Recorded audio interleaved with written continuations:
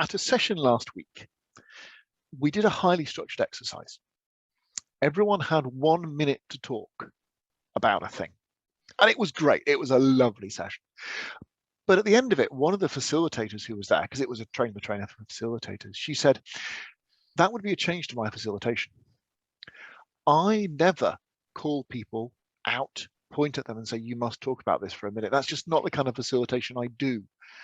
And that got me thinking about how we call people in, how we structure those exercises.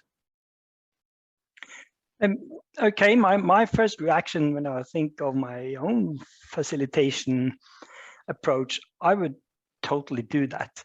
But of course, I would kind of read and try to understand the social context. But I would typically do that. I would say, so we have discussed this and this, but Per, what's your opinion on this? I could typically do that. So often meetings have people in who say nothing. And we think, well, why are you here? Exactly. Or there are people who talk a lot. And we know why they're there, because they tell us over and over. And the job of the facilitator is to navigate those two, which involves holding that space. But I think the takeaway from this is about setting the rules of the game and making it clear that people know the kind of meeting that they're coming to. So as a facilitator, you, I guess, ethically can lean into that. I know some sessions where people have said to me, I want to come to observe. I don't feel comfortable speaking out here. And actually that's been appropriate. So at the start of the meeting, I've said, okay, no, that in this session, there will be some people who don't want to contribute, and that's okay. You know? But in other sessions, I would say, no, this is what we need to do.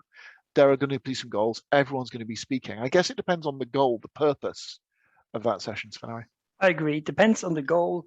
And from that, you could, as you say, set the expectations, the rules beforehand, understand the social context, and then you navigate as a facilitator.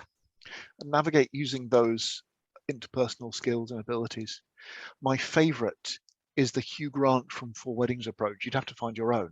But it's I'm wondering if possibly, now, Mary, if only if you could, would you mind possibly commenting for perhaps a couple of minutes, but not if you don't want to, maybe?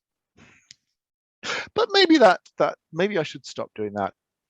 Find your own approach.